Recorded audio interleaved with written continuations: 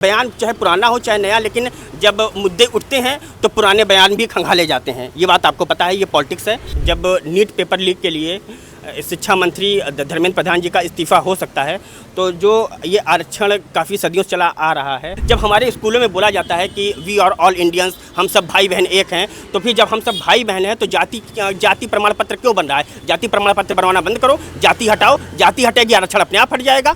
हाँ, अब इसमें जो भी भर्तियाँ होती हैं उन भर्तियों की जो समीक्षा हो वो मतलब एक ऐसा डिजिटल तरीके से हो कि जिसके बारे में सबको पता हो। ये जातिवाद ना हो करके ये जाति खत्म करके आरक्षण को हटा दिया जाए। जो इसके योग्य हो, जो इसका मतलब जो आर्थिक रूप से असहयोग है, मतलब जो योग्य नहीं है।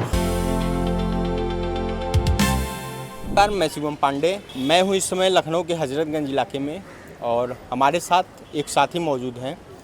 जैसा कि आप देख सकते हैं, वो एक पोस्टर लिए हैं जिसमें लिखा है आरक्षण हटाओ आंदोलन, अयोध्या से जंतर मंतर पद यात्रा। हम इनसे जानेंगे कि ये जो आरक्षण हटाओ ये पद यात्रा अयोध्या से जंतर मंतर करने वाले हैं, इनका उद्देश्य क्या है और जो भी है हम इन्हीं से जानेंगे। सर, क्या नाम है? मेरा नाम सनी द्विवेदी है और मैं बस्ती का रहने वाला हूँ।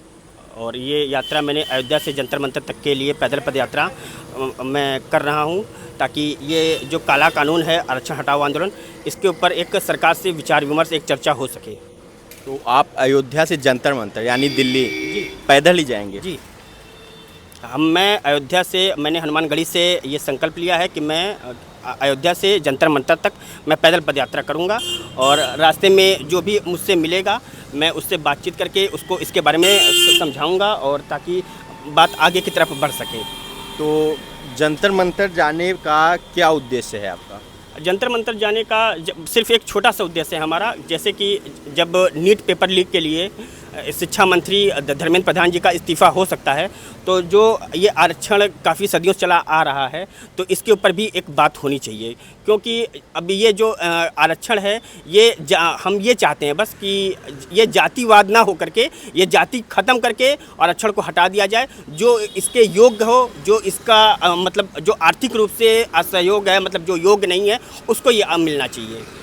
मैं जातिवाद को ख़त्म करके, आरक्षण को ख़त्म करके, और क्या बोलते हैं, जो इसके मतलब नंबर जैसे लाता है वो इसके योग्य जो हो उनको मिले आर्थिक रूप से और समान रूप से। तो आपके हिसाब से क्या देश में अभी भी आरक्षण है? क्योंकि सरकार ना कोई सरकारी नौकरी दे रही है, ना कोई वैकेंसी दे रही है।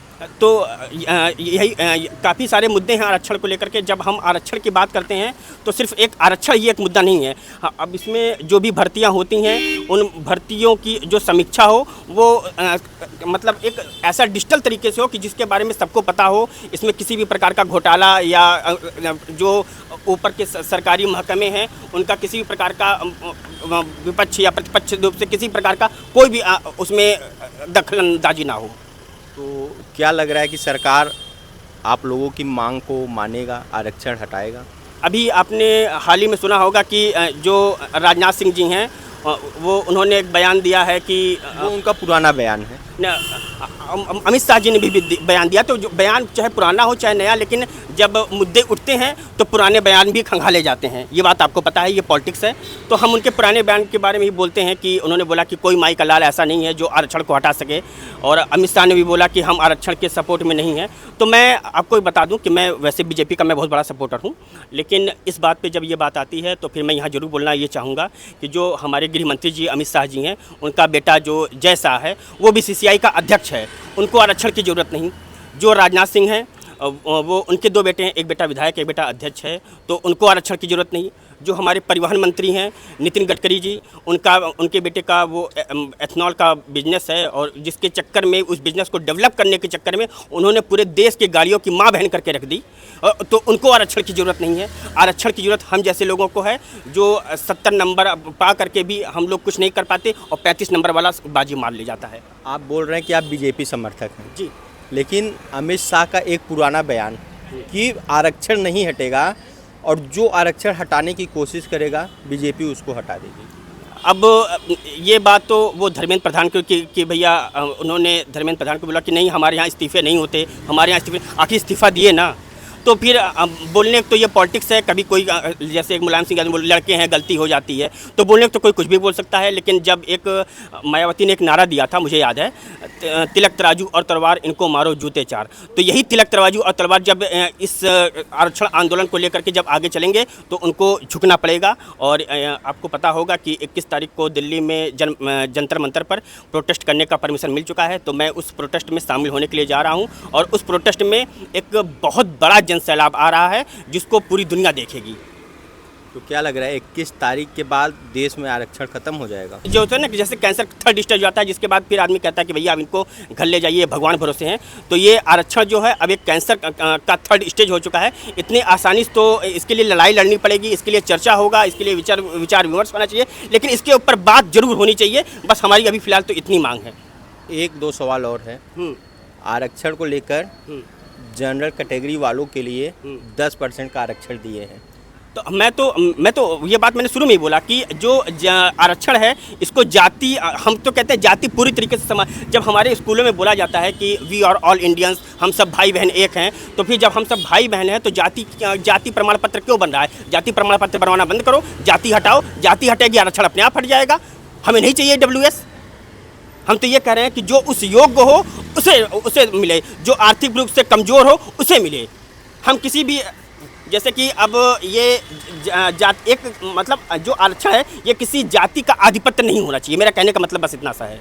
27 में क्या लग रहा है? आरक्षण जो छात्रों का आंदोलन है ये सब एक मुद्दा रहने वाला है? अब 27 को लेकर के तो फिर अभी फ़िलहाल बीजेपी की काफ़ी कलई खुल चुकी है, राम मंदिर में चोरी हो चुकी है, और क्या बोलते हैं जो मध्य प्रदेश के CM हैं मोहन यादव, उनकी भी काफ़ी प्रॉपर्टी मिली है 139 एकड़ के लगभग। और फिर राम मंदिर में भी चोरी हुई। फिर इधर क्या बोलते हैं नीट पेपर लीक हुआ, उन्होंने देवेंद्र प्रधान को हटाया। फिर ये आरक्षण आंदोलन है, तो ये काफ़ी सारे मुद्दे हैं जिनका इनको नुकसान होगा। तो आपने सुना, हमारे साथ शिवम जी थे और इन्होंने आरक्षण के बारे में तमाम बातें की, हमने इनसे सवाल जवाब किया। अब देखना ये है कि क्या देश में आरक्षण हटेगा या फिर नहीं हटेगा। क्या सरकार जो 21 तारीख को इन लोगों का दिल्ली के जंतर मंतर पर कूच है, सरकार फिर एक बार जनता के सामने झुकेगी? क्या है आपकी राय? कमेंट बॉक्स में ज़रूर दीजिएगा। कैमरामैन किशन के साथ मैं शिवम पांडे।